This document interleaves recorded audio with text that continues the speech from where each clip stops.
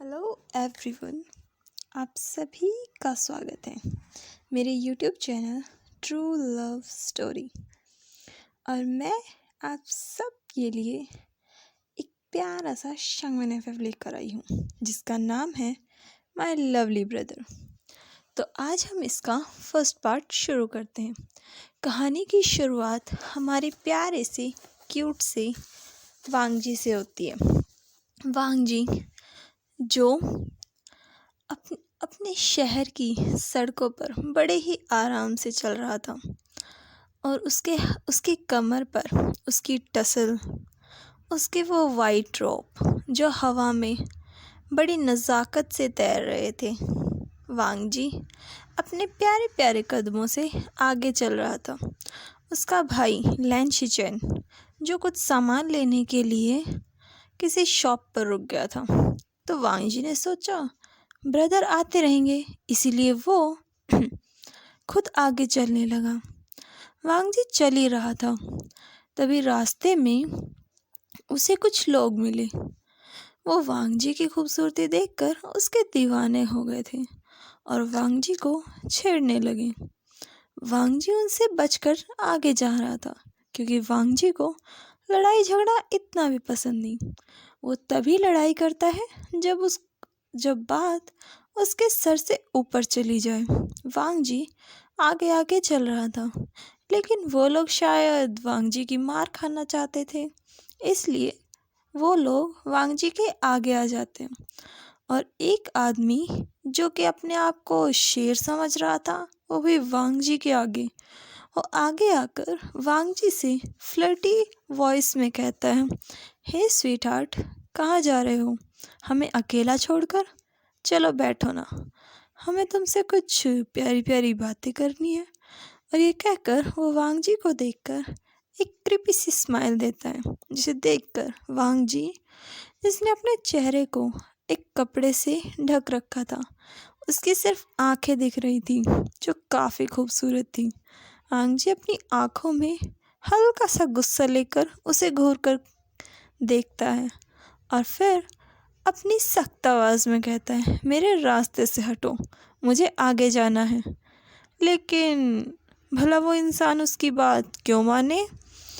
तभी उसका दूसरा दोस्त कहता है, अबे यार, इसमें तो बहुत घमंड है। दिखने में तो पिद्दी सा है, लेकिन घमंड देखो, राजकुमारों वाली लिख के बैठा है। वांगजी उसकी बात सुनकर उसकी तरफ घूर कर देखता है, फिर कुछ सोचकर वांगजी आगे जाने लगता है। वांगजी अपने मन में कहता है, कैसे बकवास लोग मिले हैं आज, पता नहीं गगा कहाँ रह गए। अगर मैं उनके साथ होता तो इन्हें मज़ा चखाता।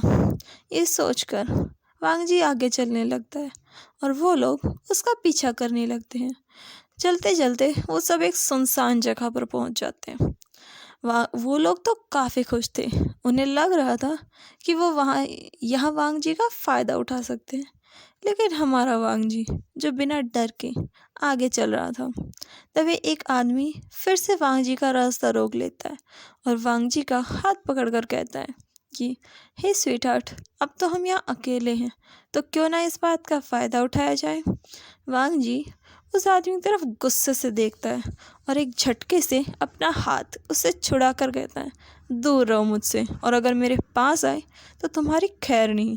जिसे सुनकर वो आदमी हंसते हुए कहता है, अच्छा, मेरी खैर नहीं? चलो देखते हैं आज हमसे बचता कौन है। आज हम भी तो देखें आखिर तुम में कितनी जान है। जिसे सुनकर वांगजी अपने चेहरे पर एक अलग मुस्कान लेकर, जो कि उसके कपड़े के नीचे ढक रही थी, के साथ कहता है, अच्छा, तो तुम्हें मेरी ताकत देखनी है? जिस पर दूसरा कहता है, अबे भाई रहने दे, ये भी बच्चा है, और वैसे भी खूबसूरत चीज़ें प्यार करने के लिए होती हैं, लड़ने के लिए नहीं। जिसे सुनकर वांगजी उसकी तरफ देखकर कहता है, हर खूबसूरत चीज़ सिर्फ प्यार के लिए नहीं, कुछ खूबसूरत चीज़ें लोगों को जान से भी मार देती हैं। जिसे सुनकर वो आदमी हंसते हुए कहता है, ओह, तो अब ये नाजुक कली हमें मारेगा? जिसे सुनकर वांगजी को गुस्सा आ जाता है और वांगजी उन सब की वही अच्छे से पिटाई कर कर अपने हाथों को झटका कर आगे चलने लगता है। वहीं पीछे वो लोग ज़मीन पर पड़े पड़े कर आ रहे थे, क्योंकि उनकी हालत वांगजी ने कुछ ज़्यादा ही बुरी कर दी थी। वांगजी आगे चलता है, तभी उसे रास्ते में अपना भाई मिल जाता है। शिचैन उसे देखकर कहता है, वांगजी ये क्या हालत बना रखी है, देखो तुम्हारे कपड़ों पर मिट्टी लगी हुई है। जिसे देखकर वांगजी इनोसेंट आई से कहता है, गगा मैं गिर गया था। जिसे सुनकर शिचैन कहता है, पर मैंने तो तुमसे सफाई मांगी ही नहीं। तो वांगजी अपनी फिर से पुरानी आवाज़ में कहता है, गगा मैंने पहले ही आपको बता दिया ताकि आप मुझ पर शक ना करो। जिसे सुनकर शिचैन कहता है, जब तुम पहले ही सफाई देने लगते हो इसका मतलब ज़रूर तुमने कुछ किया है। जिस पर वांगजी कहता है, गगा मैंने कुछ नहीं किया। तभी शिचैन की नज़र वांगजी के हाथों पर जाती है, जहाँ थोड़ा सा खून लगा था। जिसे देखकर शिचैन गुस्से में कहता है, वांगजी क्या तुम्हें चोट लगी है और क्या तुमने किसी को मारा है। जिस पर वांगजी इनोसेंट आइज से कहता है, गगा आपको क्या लगता है, क्या मैं किसी को मार सकता हूँ? क्या आपको अपने भाई पर इतना ही यकीन है? जिसे सुनकर शिचैन उसकी भोली सी शक्ल देखकर कहता है, वांगजी तुम्हारी इस भोली सी शक्ल से अंकल पिघलते होंगे, फादर भी पिघल जाते हैं, लेकिन मैं और मदर ऐसे नहीं हैं। हमें पता है तुम क्या कर सकते हो। जिसे सुनकर वांगजी अपने पर्दे के नीचे से मुस्कुरा कर कहता है, गगा आप मुझे बहुत अच्छे से जानते हो। और फिर वो अपने गगा को सारी कहानी बताता है कि उसके साथ क्या क्या हुआ। जिसे सुनकर शिचैन मुस्कुरा कर कहता है, वांगजी तुमने अच्छा किया उन्हें सबक सिखाकर, लेकिन फिर कभी किसी से लड़ाई मत करना। तुम भूलो मत, अगर तुमने ऐसा किया तो अंकल तुम्हें डांटेंगे और शायद तुम्हें सज़ा भी मिले। जिसे सुनकर वांगजी मुंह बनाकर कहता है, अंकल हमेशा यही करते हैं, गलती चाहे किसी की भी हो, उन्हें डांटना हमेशा मुझे ही होता है। जिसे सुनकर शिचैन कहता है, हाँ वांगजी गलती चाहे किसी की भी हो, उन्हें डांटना तुम्हें ही होता है, क्योंकि सारी जितनी भी गलतियाँ होती है और वो किसी की भी हो, उनमें सबसे बड़ा हाथ तुम्हारा ही होता है, तो सज़ा भी तो तुम्हें ही मिलेगी ना। जिसे सुनकर वांगजी अपना मुंह बनाता है और वो अपने भाई के साथ आगे चलने लगता है। वो अपने भाई से पूछता है, भाई आपने क्या लिया है। जिस पर शिचैन उसे एक फूड बास्केट देकर कहते हैं, मैंने तुम्हारे लिए कुछ खाने के लिए लिया है। जिसे देखकर वांगजी कहता है, भाई इसके अलावा आपने क्या लिया है। शिचैन उसे देखकर कहता है, ज़्यादा कुछ नहीं, बस थोड़ा सा सामान।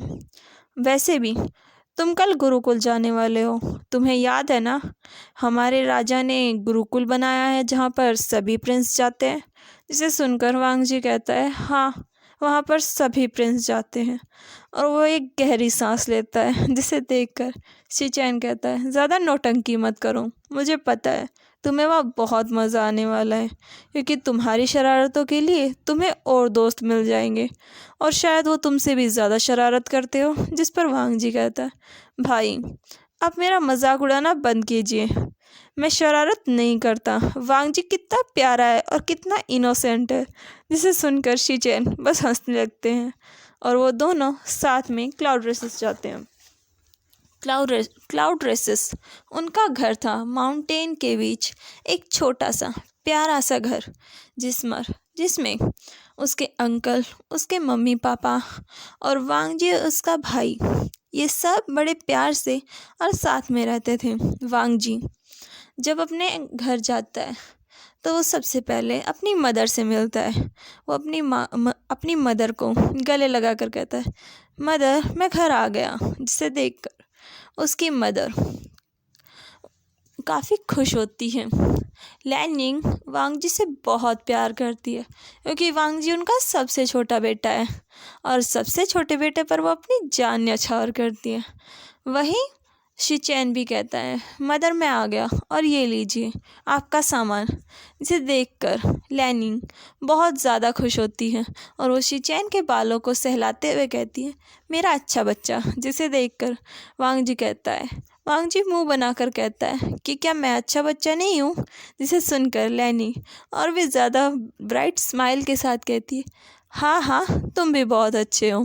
और वो उन दोनों के गालों को खींचती है, जिसे देखकर वांग जी कहता है, मदर, मैं बड़ा हो गया हूँ और अब आप ऐसा नहीं कर सकती। जिसे सुनकर लैनी उसके दूसरे गाल को भी खींच कर कहती है, मैं हमेशा ऐसा करूँगी, चाहे तुम कितने ही बड़े क्यों ना हो जाओ।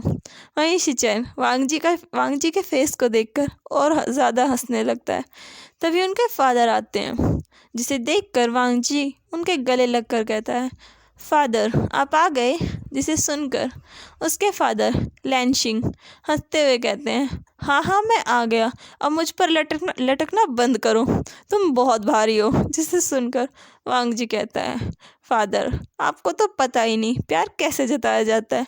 देखिए मैं आपसे कितना प्यार करता हूँ। गगा आपसे बिल्कुल प्यार नहीं करते, उन्होंने तो आपको ग्रीट भी नहीं किया। जिसे सुनकर शिचैन कहते हैं, अगर मैं तुम्हारी तरह ग्रीट करने लगा तो फादर ज़रूर गिर जाएंगे। जिसे सुनकर सब लोग हंसने लगते हैं। वहीं अंकल चिरैन आते हैं, जिन्हें देखकर वांग जी और शिचैन दोनों की हंसी गायब हो जाती है और वो बिल्कुल सीरियस वॉइस में अंकल को ग्रीट करते हैं। अंकल वहाँ अपनी सीट पर बैठकर अपनी दाढ़ी को सहलाते हुए वांग जी और शिचैन को बैठने के लिए कहते हैं। फिर वो वांग जी के सामने एक स्क्रॉल रखते हैं, जिसे देखकर वांग जी अपने अंकल की तरफ देखता है और फिर स्क्रॉल को, फिर अंकल को, फिर स्क्रॉल को। जिसे देखकर सब लोगों को तो हंसी आ रही थी, क्योंकि वांग जी काफ़ी बच्चों वाली हरकतें कर रहा था। अंकल चिरैन उसे देखकर अपनी सख्त आवाज़ में कहते हैं, वांग जी ये वी राज्य का स्क्रॉल है, इसमें तुम्हें गुरुकुल बुलाने का निमंत्रण है और यहाँ पर सारी विधियाँ लिखी हैं, तुम्हें कैसे कपड़े पहनने हैं, कैसे गुरुकुल में रहना है, कौन कौन से नियमों के पालन करने हैं, तुम्हारी क्लासेस कब से कब तक है, हर चीज़ इस स्क्रॉल में है और तुम्हें इसे अच्छे से पढ़ना है और तुम्हें याद भी करना है। और ध्यान रहे, हमारे कबीले का सर नहीं झुकना चाहिए तुम्हारी वजह से। अगर तुमने वहाँ पर कोई भी शरारत की वांग जी, उसकी सज़ा तुम्हें वहाँ तो मिले ही मिलेगी, लेकिन तुम्हें यहाँ भी सज़ा मिलेगी। इसे सुनकर वांग जी बस अपनी गर्दन हाँ में हिलाता है। बाकी सब वांग जी के लिए दुखी हो रहे थे, क्योंकि वांग जी इतनी शांति से नहीं रह सकता। वांग जी कहता है, जी अंकल आप जैसा कहेंगे मैं वैसा करूँगा। जिस पर अंकल चिरैन बस अपनी दाढ़ी सहलाते हैं, उनके ना ही चेहरे पर मुस्कान थी ना ही कुछ और। वांग जी बेचारा अपना सर नीचे कर कर बैठा था। कुछ देर बाद अंकल चिरैन वहाँ से चले जाते हैं। वांग जी अपने भाई की तरफ देखता है, फिर अपनी मदर और फादर की तरफ, जो कि अपनी नज़रों से ही कह रहे थे, वांग जी हम तुम्हारी कोई मदद नहीं कर सकते, तुम्हें वी गुरुकुल में जाना ही होगा और वहाँ पर पढ़ना ही होगा। जिस पर वांग जी भी एक गहरी सांस लेकर उस स्क्रॉल को लेकर अपने कमरे में चला जाता है और उसे पढ़ने लगता है। खाना खाने के बाद भी वांग जी सारा दिन उस स्क्रॉल में ही बिताता है। वहीं दूसरी तरफ हमारे वी महल में महाराज वी चांग से, जो अपने दरबार में कुछ ज़्यादा ही व्यस्त थे, सभी मंत्रियों से बातें कर रहे थे। वहीं महारानी बड़ी ही नज़ाकत से उनके पास बैठी हुई थी और दूसरी तरफ हमारे दो शरारती लोग, विंग जो चिल्लाते हुए किसी के पीछे भाग रहा था, और वहाँ पर एक छोटी सी बच्ची की हंसने की आवाज़ आ रही थी, जो कह रही थी, आप मुझे नहीं पकड़ सकते भाई, आप नहीं पकड़ सकते। और वही विंग जो वियांग के पीछे भाग रहा था, और सारे जितने भी सैनिक थे वो अपने प्रिंस की हालत देख रहे थे, क्योंकि वियांग ने विंग की हालत कुछ ज़्यादा ही ख़राब कर दी थी। विंग बस चक्कर खाकर गिरने के लिए बचा था, क्योंकि वियांग 1 घंटे से भाग रही थी और विंग उसके पीछे पीछे भाग रहा था। विंग चिल्लाते हुए कहता है, यांग रुक जाओ, अगर तुम अभी नहीं रुकी तो देख लेना, ना तुम्हें मैं बचाने वाला हूँ मदर से, ना कोई और। जिस पर यांग कहती है, गगा अगर आप मुझे पकड़ पाए तभी तो आप मुझे बचा पाओगे, अगर आप पकड़ ही नहीं पाए तो मुझे बचाओगे कैसे। जिस पर विंग कहता है, यांग मैं थक गया हूँ, क्या तुम अपने भाई को सच में थका कर ही मारना चाहती हो। जिसे सुनकर यांग कहती है, भाई थक कर कोई नहीं मरता, आप पहले होंगे जो थक कर मरने वाले हो, और अगर आप थक कर मर गए तो राजा कौन बनेगा, आपको राजा नहीं बनना, कोई बात नहीं, मैं राजा बन जाती हूँ। जिसे सुनकर विंग कहता है, वी यांग रुक जाओ, लेकिन वी यांग नहीं रुकने वाली। तभी विंग अपने पास खड़े कुछ सैनिकों से कहता है, जाकर पकड़ो उसे। जिस पर वो सैनिक अपनी गर्दन हाँ में हिलाते हैं और वो वियांग के पीछे भागते हैं अपने सभी हथियारों को छोड़कर, क्योंकि उन्हें पता है अगर छोटी सी वियांग को खरोच भी आ गई तो उनकी खैर नहीं। वो सब अपने हथियार छोड़कर वियांग के पीछे भाग रहे थे और वियांग अपनी पूरी स्पीड से आगे आगे भाग रही थी। वो कभी पेड़ों में से गुजरती, कभी झाड़ियों से, उसे तो कोई फर्क ही नहीं पड़ रहा था। वो एक चूहे की तरह कभी इधर से उधर, कभी उधर से इधर, एक बिल में तो कभी दूसरी बिल में। ये देखकर विंग कुछ देर के लिए अपने पैरों पर हाथ रखकर शांति से खड़ा होता है और फिर गहरी गहरी सांसें ले रहा था। उसका पूरा शरीर पसीने से भीग चुका था। विंग कहता है, यांग यांग, मैं कल गुरुकुल चला जाऊंगा, अब तो रुक जाओ। जिसे सुनकर वी यांग, जो अभी हंस रही थी, अचानक से उसकी हंसी गायब हो जाती है और वो वहीं रुक जाती है। वहीं दूसरी तरफ उसके पीछे आने वाले सैनिक जैसे ही देखते कि उनकी प्रिंसेस रुक गई है, वो भी अपने ब्रेक लगाते हैं, लेकिन वो कुछ ज़्यादा ही तेज़ी से भाग रहे थे, इसलिए उनके पैर स्लिप हो जाते हैं और वो सब एक दूसरे से टकरा कर एक दूसरे के ऊपर गिर जाते हैं। वहाँ पर 4 सैनिक एक दूसरे के ऊपर पड़े हुए थे। वी यांग रुक कर पीछे मुड़ती है और अपने गगा की तरफ देखती है। फिर वो वहाँ से भागते हुए आती है भाई। और विंग जो ये देखकर खुश था कि वी यांग रुक गई, लेकिन उसे अपनी तरफ भागता देख विंग की आंखें बड़ी बड़ी हो जाती हैं और वो कहता है, यांग यांग नहीं। लेकिन विंग बस इतना ही कह पाता है कि विंग धड़ाम से ज़मीन पर गिरता है, क्योंकि वियांग ने सीधा उस पर जंप कर दिया था और वो सीधा उसके गले लग कर कहती, आप कहीं नहीं जाओगे भाई, मैं आपको कहीं नहीं जाने दूंगी, और आप कहीं गुरुकुल रुकुल नहीं जा रहे, मैं आपके साथ ही रहूँगी। जिसे सुनकर विंग कहता है, हाँ हाँ मेरी माँ ठीक है, लेकिन मुझे उठने तो दे। तभी वियांग कहती, नहीं, अगर आप उठे तो आप चले जाओगे। जिस पर विंग कहता है, अरे मैं कहीं नहीं जा रहा, मुझे कल जाना है, अभी नहीं, अभी तो सांस लेने दे, मेरा दम घुट रहा है। जिस पर वियांग देखती है कि वो विंग के ऊपर बैठी हुई है, तो वो जल्दी से उतरती है और कहती है, भाई आप ठीक हो? और वो विंग के सीने को धीरे धीरे दबाने लगती है। 16 साल का विंग अपनी बहन को देख रहा था। वो मन में कहता है, वो वियांग को देखकर कहता है, वियांग तुम्हारी शरारत और तुम्हारा प्यार दोनों जानलेवा है। जिसे सुनकर वियांग बेचारी अपनी प्यारी सी शक्ल बनाकर कहती है, भाई मुझे बस आपकी फिक्र है। जिसे सुनकर वियांग कहता है, सच में मैं अभी चला जाऊंगा। जिसे सुनकर वियांग फिर से वियांग की तरफ बढ़ जाए। वियांग कहता, नहीं नहीं नहीं नहीं नहीं, अभी अभी अभी नहीं जा रहा, अभी रुक रहा हूँ।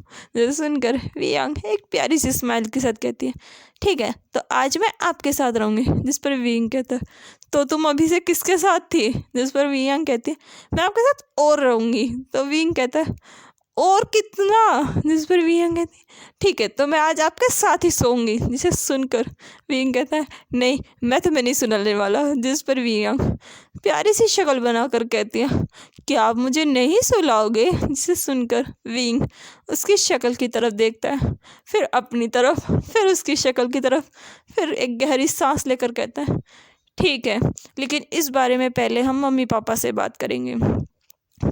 जिसे सुनकर वियांग स्माइल करती है और फिर वो वियांग को अपने साथ लेकर जाती है। वियांग और वियांग जाकर अपने कपड़े बदलते हैं, क्योंकि उनके कपड़े काफ़ी गंदे हो गए थे। वियांग और वियांग कपड़े बदलने के बाद अपने डाइनिंग हॉल में जाते हैं, जहाँ पर कुछ ही देर में महाराज और महारानी आ जाते हैं। वियांग अपनी मदर को देखकर उनकी तरफ भागती है और महारानी भी अपनी प्यारी सी डॉल को देखकर उसे गले लगा लेती है और उसके फोरहेड पर किस करके कहती है, आज यांग यांग ने बहुत मस्ती की। जिसे सुनकर वियांग बस हंस देती है। वहीं उसके फादर भी आते हुए कहते हैं, क्या सारा प्यार माँ को ही मिलेगा? जिसे सुनकर वियांग अपने हाथ खोल लेती है और उसके फादर उसे अपनी गोदी में लेके कहते हैं, यांग यांग तुम बड़ी हो गई हो। जिसे सुनकर वियांग प्यारी सी शक्ल बनाकर कहती है, मैं छोटी हूँ। जिसे सुनकर सब लोग हंस पड़ते हैं। वहीं फिर महाराज और बाकी सब साथ में खाना खाते हैं। वियांग जो कि विंग के पास बैठी थी। लेकिन उसका भला विंग के पास बैठने से कैसे मन भरता। वो थोड़ा सा विंग के साथ खाती है, फिर वो ट्रैवल करते हुए अपनी मदर की गोद में जाती है, वहाँ से थोड़ा सा खाती है, फिर अपने फादर के पास जाती है, उनकी गोद में बैठकर थोड़ा सा खाती है, फिर अपने भाई के पास आती है। वो ऐसे करते करते पूरी टेबल पर घूम रही थी। जिसे देखकर उसकी मदर गुस्से से कहती है, यांग यांग अपनी सीट पर बैठो। जिसे सुनकर वियांग अपनी मदर की तरफ देखती है, फिर ट्रैवल करते हुए उनके पास जाती है और उनके दोनों गालों पर किस करके कहती है, मैं पक्का जाऊँ। जिसे सुनकर उसकी मदर, जो थोड़ी देर पहले वियांग पर गुस्सा कर रही थी, अचानक से उनके चेहरे पर मुस्कान आ जाती है और वो उसके दोनों गालों को खींचते हुए कहती है, तुम ऐसी क्यों हो, मैं कभी तुम पर गुस्सा नहीं कर सकती। इसे सुनकर वियांग कहती है, मुझे पता है आप लोग कभी मुझ पर गुस्सा नहीं करोगे। और ये कहकर वियांग अपने गालों को अपनी मदर के गालों से रब करने लगती है। उसकी ये सब हरकतें देखकर सब लोग हंस रहे थे। यांग यांग अपने भाई की तरफ देखती है, जो कि उसकी तरफ ही देख रहा था। वियांग को अचानक कुछ याद आता है और वो उदास होकर अपने फादर से कहती है, फादर क्या आप गगा को कुछ दिन और यहाँ नहीं रोक सकते, क्या उनका गुरुकुल जाना ज़रूरी है। जिसे सुनकर महाराज और महारानी दोनों ही उदास हो जाते हैं और वो यांग यांग से कहते हैं, नहीं यांग यांग, ये नियम है, हर राजकुमार राजकुमारी को गुरुकुल जाना ही होता है, चाहे वो किसी में भी जाए। अच्छा है विंग हमारे गुरुकुल में जा रहा है। जिसे सुनकर वियांग उदास होकर कहती है, लेकिन फिर मैं भाई से मिलूंगी कैसे। जिसे सुनकर विंग कहता है, तुम आती रहना, वैसे भी गुरुकुल यहाँ से ज़्यादा दूर नहीं है, तुम किसी भी सैनिक के साथ वहाँ आ सकती हो, और तुम तो वैसे भी वहाँ की प्रिंसेस, यहाँ की प्रिंसेस हो, और एक प्रिंसेस को भला कौन रोक सकता है। जिसे सुनकर यांग यांग अपने फादर की तरफ देखती है, जो कि अपनी पलकें झपकाते हैं, जैसे वो कहते हैं हाँ। फिर वो अपनी मदर की तरफ देखती है, वो भी अपना सर हिलाती है। यांग यांग अपने भाई के पास जाकर कहती, ठीक है लेकिन मैं आपके पास ही सोऊंगी। जिसे सुनकर विंग कहता है, हाँ ठीक है, मैं कुछ नहीं कर सकता इसमें। फिर अपनी मदर की तरफ देखकर कहता है, मदर क्या मैं यांग यांग को अपने पास सुला सकता हूँ। जिसे सुनकर उसकी मदर कहती, भला इसमें हम क्या कर सकते हैं, अगर ये यांग यांग की मर्जी है तो। जिस पर यांग यांग कहती है, यांग यांग की हर कोई सुनता है। तो सब लोग हंसकर कहते हैं, हाँ यांग यांग की हर कोई सुनता है। फिर विंग कहता है, सुनता नहीं सुननी पड़ती है। जिस पर यांग यांग कहती है, भाई आप हमेशा मेरी सुनते हो, लेकिन आप ऐसे नखरे करते हो जैसे आप कभी मेरी नहीं सुनोगे। जिस पर विंग एक गहरी सांस लेकर अपने सर पर हाथ फेर कर कहता है, मैं क्यों तुमसे बात करता हूँ। जिस पर यांग यांग कहती है, क्योंकि आप नहीं रह सकते मुझसे बात करे बिना। फिर सब लोग आराम से, शांति से और हंसते हंसते खाना खाते हैं। खाना खाने के बाद विंग और यांग यांग दोनों सोने के लिए चले जाते हैं। विंग यांग यांग को अपने पास सुलाता है। यांग यांग, जो अभी सिर्फ 5 साल की थी, वो थोड़ी देर में ही गहरी नींद में चली जाती है। विंग उसके सर को बहुत प्यार से सहला रहा था। वो यांग यांग के फोrehead पर किस करके कहता है, तुम कितनी प्यारी हो, लेकिन तुम्हारी शरारतें काफ़ी ज़्यादा हैं। पता नहीं मैं वहाँ तुम्हारी शरारतें और तुम्हारे बिना कैसे रहूँगा, पता नहीं वहाँ मेरे दिन कैसे होंगे। मुझे तुम्हारी बहुत याद आने वाली है यांग यांग। और ये कहकर वो यांग यांग को प्यार से देखने लगता है। विंग की आंखें हल्की सी नम हो गई थी, क्योंकि उसका बिल्कुल मन नहीं था अपनी प्यारी बहन को छोड़कर जाने का। तभी उसके दरवाजे पर खटखटाने की आवाज़ आती है। विंग सोचता है, इतनी रात को मेरे रूम के पास कौन। जब वो दरवाज़ा खोलता है, वहाँ उसके फादर थे, जिन्हें देखकर वो उन्हें ग्रीट कर कर कहता है, फादर आप यहाँ, वो भी इतनी रात को। उसके फादर अंदर आकर वियांग की तरफ देखते हैं, जब भी बिस्तर पर सो रही थी और विंग ने उसे काफ़ी अच्छे से सुला रखा था। उसके फादर यांग यांग के पास जाते हैं और उसके फोrehead पर किस करके कहते हैं, ज़्यादा थक गई है क्या ये। जिस पर विंग कहता है, हाँ फादर आज ये बहुत खेली, शायद इसी वजह से इसे जल्दी नींद आ गई। उसके फादर विंग से कहते हैं, इधर आओ मेरे पास बैठो, और वो उसे स्क्रॉल देते हैं। जिस पर विंग कहता है, ये क्या है फादर। उसके फादर मुस्कुरा कर कहते हैं, ये हमारे वीक गुरुकुल का स्क्रॉल है जिसमें सभी चीज़ें लिखी हुई हैं। तुम वहाँ के नियम से लेकर वहाँ पर किस तरीके से रहा जाता है। तुम महल में रहे हो, इसलिए वहाँ के नियमों का पालन करना तुम्हारे लिए ज़्यादा मुश्किल नहीं होगा। जिस पर विंग कहता है, मुझे लगा था गुरुकुल के नियम काफ़ी सख्त होंगे। जिस पर उसके फादर कहते हैं, सख्त तो हैं, लेकिन हमारे वी महल जैसे ही है वहाँ के नियम। जिसे सुनकर विंग हाँ कहता है। फिर उसके फादर यांग यांग की तरफ देखकर कहते हैं, उसके बारे में ज़्यादा फिक्र मत करना, वो यहाँ खुश रहेगी, और वैसे भी वो तुम्हारे पास कभी भी आ सकती है, तुम जानते हो ना। जिस पर विंग मुस्कुराकर हाँ कहता है। फिर वो अपने फादर से कहता है, फादर क्या कोई और बात भी है। जिस पर उसके फादर कहते हैं, नहीं, मैं बस ये कहने वाला था कि वहाँ पर और भी हमारे राज्य के बहुत सारे राजकुमार और राजकुमारियाँ भी आएंगी, तो ध्यान रखना किसी को कोई परेशानी ना हो, क्योंकि तुम यहाँ के होने वाले राजा हो और अपनी प्रजा की सुरक्षा और उनकी सुविधाओं का ध्यान रखना एक राजा का कर्तव्य होता है। जिस पर विंग अपना सर हाँ में हिलाता है। फिर उसके फादर वहाँ से जाते हुए कहते हैं, आराम से सोना, क्योंकि कल से तुम्हारी ज़िंदगी का एक नया पहलू शुरू होने वाला है। जिस पर विंग मुस्कुराकर हाँ कहता है और वह जाकर अपने बिस्तर पर लेट जाता है। वियांग जो कि आराम से सो रही थी, वो धीरे धीरे खिसक कर विंग के बिल्कुल पास आकर सो जाती है।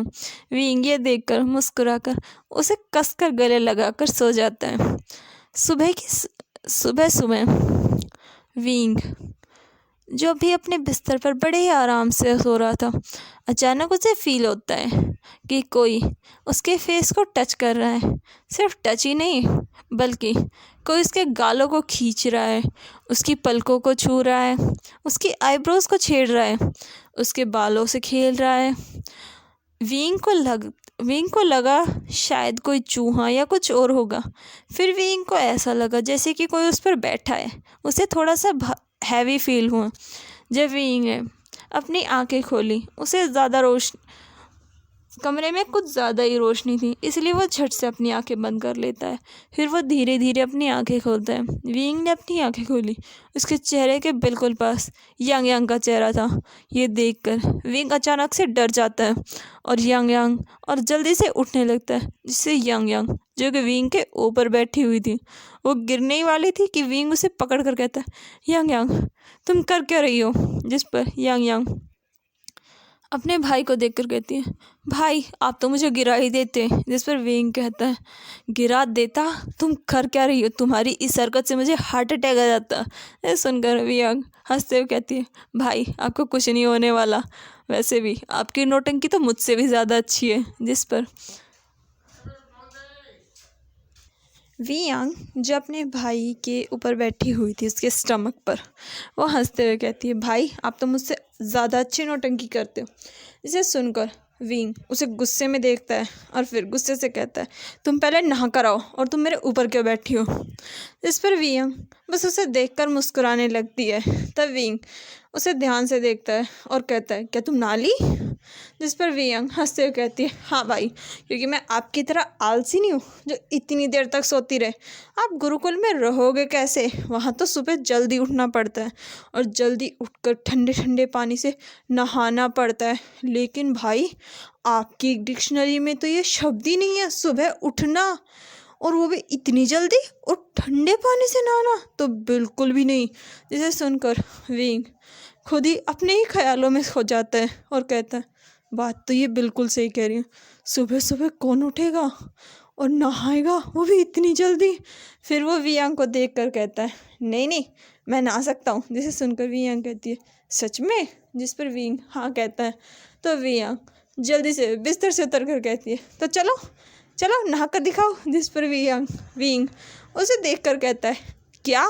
जिस पर वियांग हंसते हुए कहती है, हाँ भाई सोच क्या रहे हो, प्रूव करो कि आप सही हो और मैं गलत। अगर आप जल्दी जल्दी उठकर नहा लिए ना तो फिर देखना मैं आपकी बात मान जाऊंगी। जिस पर विंग उठकर कहता है, भला मैं तुम्हें अपनी बात क्यों प्रूफ करूं। और ये कहकर वो नहाने के लिए गर्म पानी की जगह चला जाता है। उसे देखकर वियांग हंसते हुए कहती है, भाई आप कभी नहीं बदलने वाले, ना कभी सुधरने वाले हो। और विंग बस अपना हाथ हिलाते हुए वहाँ से चला जाता है। उसके जाने के बाद वी यांग जो उसके सामने काफ़ी प्यारी छोटी सी और मासूम सी बच्ची बन रही थी, अचानक उसकी मुस्कान गायब हो जाती है और वो वीइंग को जाते हुए देखकर कहती है, भाई आप कभी मत बदलना, क्योंकि अगर आप बदले तो पता नहीं क्या क्या बदलेगा। और ये कहते वक्त उसके चेहरे के भाव अचानक से गंभीर हो जाते हैं। तभी उसे दरवाजे के पास कोई खड़ा दिखता है, जिसे देखकर वी यांग अपनी अलग ही नज़रों से, जिसकी नज़रों में शायद उसकी मासूमियत ख़त्म हो चुकी थी, वी यांग दरवाजे की तरफ चली जाती है। Hello everyone, thank you so much मेरे इस न्यू एफएफ के लिए। तो चलिए मिलते हैं अगले पार्ट में। Thank you. और हाँ, सब्सक्राइब ज़रूर करना और like share and comment, please प्यारे प्यारे कमेंट करना। I am waiting. Thank you so much. Bye bye. Hello everyone.